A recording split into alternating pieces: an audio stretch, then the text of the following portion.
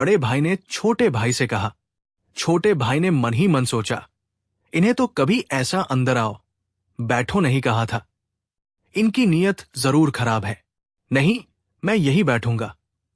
छोटा भाई सीढ़ी पर बैठ गया। बड़ा भाई भी छोटे भाई के पास आकर बैठ गया और धीरे से पूछा, भाई, इतनी सी तुलाधार में चांदी के सिक्के कहां से लाए? तुम्हारे पास तो और भी चांदी के सिक्के हैं। छोटे भाई ने उसकी बात को हल्के में लिया और हंसकर बोला, मेरा बूढ़ा बैल गौशाला में देखा था ना, कितने दिन हो गए थे। मैंने उसे जमींदार गांव ले जाकर काट दिया। सभी को बैल का मांस महे में बेचा। उसी के पैसे हैं ये चांदी के सिक्के। इतना कहकर छोटा भाई हंस पड़ा। बड़े भाई और उसकी पत्नी ने भी सलाह की। उन्होंने भी जमींदार गांव ले जाकर बैल काटने का निश्चय किया। वो अपनी गौशाला का सबसे बड़ा, अच्छा और मजबूत बैल लेकर जमींदार गांव गया। गांव के एक किनारे पर ले जाकर उसने बैल को काटा और मांस के टुकड़े किए। एक आदमी भी मांस खरीदने नहीं आया। उसने मांस के टुकड़े एक बोरे में बांधे और जमींदारों के घर घर बांटने लगा। छोटे भाई के बड़े भाई ने बैल काटकर घर घर मांस बांटने की बात फैल गई। जमींदार भी कहते ही पकड़ लिया। बिना मेहनत ही मिल गया की तरह उसे पकड़ लिया और बांध लिया। किसी ने एक दो थप्पड़ भी मारे। तभी एक जमींदार बोला, बैल काटकर बेचने वाले इस बदमाश को अब कचहरी ले जाना चाहिए। छोटे भाई के बड़े भाई ने जमींदार समाज के सामने हाथ जोड़कर माफी मांगी। वो बहुत पश्चाताप और विलाप करते हुए रोया। समाज ने उसे माफ कर दिया, लेकिन उसे दंड के रूप में बड़ी रकम चुकानी पड़ी। दंड चुकाने के लिए उसने अपनी जमीन बेच दी। अनाज उगाने वाली जमीन भी बेच दी और समाज को दंड चुकाया। उसके बाद उसकी स्थिति बिगड़ गई। उसने सोचा कि उसे इस स्थिति में लाने वाला छोटे भाई ने चाल चली है। वो छोटे भाई से पहले से भी ज्यादा गुस्सा हो गया और बदला लेने का विचार किया। एक दिन उसने अपने घर में छोटे भाई को पकड़ा। वे पति पत्नी मिलकर छोटे भाई को बोरे में कसकर बांध दिया। बोरे में डालने के बाद उसने दांत पीसते हुए कहा, अब तुझे जंगल पार की बड़ी नदी के बीच में ले जाकर डुबो दूंगा। बोरे में एक बड़ा पत्थर भी बांधा है। तुझे डुबो दूंगा और तेरी सारी संपत्ति अपनी बना लूंगा। बोरे के अंदर छोटे भाई ने उसकी बातों का कोई जवाब नहीं दिया और चुपचाप बैठा रहा। उसका बड़ा भाई थोड़ी थोड़ी देर में बड़बड़ा रहा था। बोरे पर एक रस्सी बांधी। उसकी पत्नी ने बोरा उठाने में मदद की। उन्होंने छोटे भाई को बोरे में उठाया और बड़ा भाई जंगल के रास्ते पर चल पड़ा। चलते चलते वो थक गया और बिल्कुल थक गया। मुश्किल से उसने जंगल पार किया, लेकिन भाई को नदी के बीच में ले जाकर डुबोने की हिम्मत उसे नहीं हुई। उसने बोरा एक पेड़ की टहनी पर रखा और लंबी सांस ली। उसे भूख भी लग रही थी।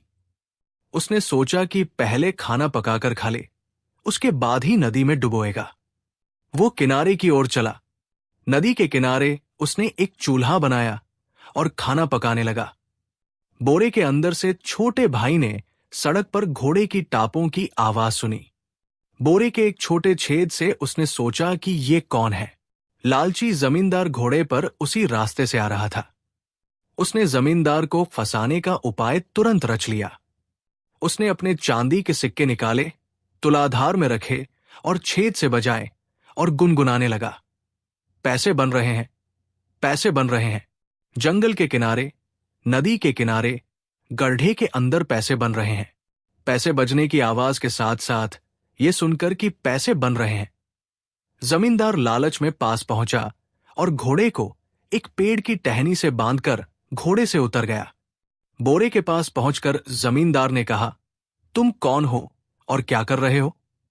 पैसे बजने की आवाज भी सुनाई दे रही है। बोरे के अंदर से आवाज आई, मैं भी एक मुसाफिर हूं। ये चांदी के सिक्के देने वाला बोरा है। मैं भी अभी इसमें घुसकर सिक्के बना रहा हूं। बात सुनकर जमींदार बहुत लालची हो गया और बोला, मुसाफिर, तुम्हारी बारी हो गई ना? क्या मुझे भी थोड़ी देर के लिए बनाने का मौका मिलेगा? मेरी बारी नहीं हुई।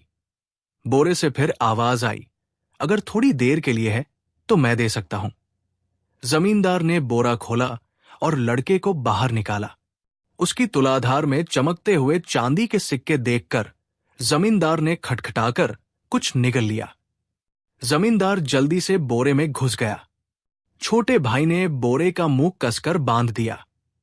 लो जमींदार बाबा, ध्यान से चांदी के सिक्के बनाना।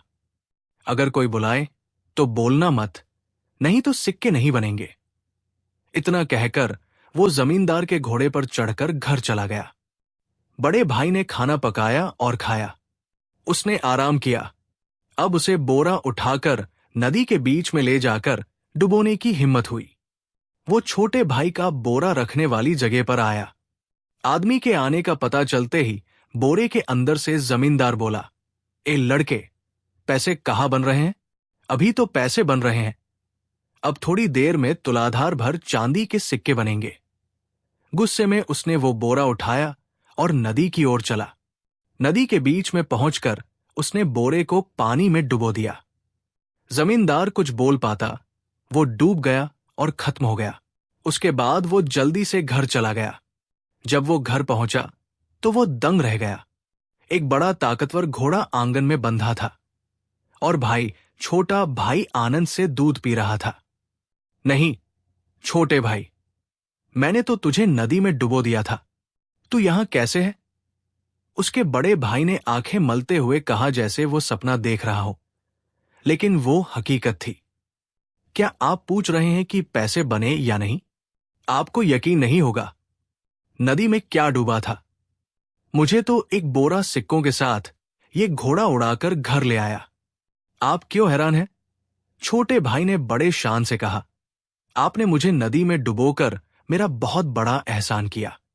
छोटे भाई की बात सुनने के बाद उसे भी बोरे में चांदी के सिक्के और एक बड़े घोड़े पर चढ़ने का लालच जाग गया। उसने भाई को एकांत में ले जाकर बहकाया, भाई, मुझे भी बोरे में डालकर उसी नदी में डुबो दो। मैं भी एक बोरा सिक्के और एक घोड़ा लेकर आऊंगा।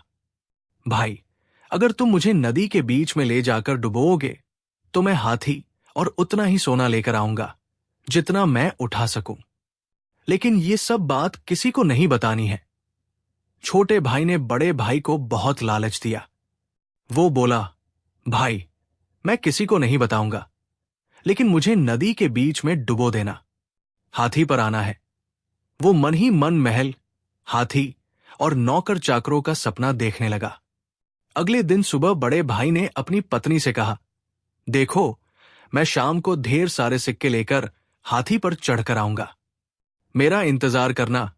उसने इससे ज्यादा कुछ नहीं कहा। वो सीधा छोटे भाई के घर पहुंचा और बोला, भाई, बोरा तैयार कर, मैं उसमें घुसता हूं, तू उठाकर चल। छोटे भाई ने कहा, इतनी दूर कहां उठा पाऊंगा? तुम बोरा लेकर चलो, मैं बोरा रखने वाली जगह पर बैठा रहूंगा, मैं कहीं और से आऊंगा। लालच और लोभ में वह और कुछ नहीं सोच पाया। वो बोरा उठाकर जल्दी जल्दी जंगल के रास्ते पर चल पड़ा। थकते थकाते वो उस जगह पहुंचा जहां छोटे भाई को बैठाया था। उसका घोड़ा भी पास ही था। उसने बड़े भाई को बोरे में डाला, बोरे का मुंह कसकर बांधा, बोरे के निचले हिस्से में एक पत्थर भी बांधा, मुश्किल से उठाया और नदी के बीच में ले जाकर डुबो दिया। छोटे भाई ने बड़े भाई को पानी में डुबोते हुए कहा, अंतिम विदाई। भाई, तुम अब हाथी पर स्वर्ग में ही चढ़ पाओगे। मुझे बहुत दुख हुआ। मन न चाहते हुए भी मुझे तुम्हें मारना पड़ा। मैं क्षमा मांगता हूं। बोरे के अंदर से बड़े भाई चिल्लाया, इतना बड़ा धोखा, तुझे जरूर पाप लगेगा। छोटे भाई। छोटा भाई हंस पड़ा, भाई, धोखा नहीं, बदला। तुम्हें हमेशा लोभ ने पीछे रखा। मैं तुम्हें यहां नहीं लाया था, तुम खुद आए हो। अलविदा। उसने बोरा छोड़ दिया। बड़े भाई और पत्थर के वजन से वो बोरा डूब गया। कुछ ही देर में वो मर गया। भाई घोड़े पर चढ़कर घर लौट आया। अब उसके खिलाफ साजिश करने वाला कोई नहीं था। वो समाज में संपन्न और प्रतिष्ठित होकर जीवन बिताने लगा। उसकी भाभी जीवन भर इस इंतजार में बैठी रही कि उसका पति हाथी पर चढ़कर चांदी के सिक्के लेकर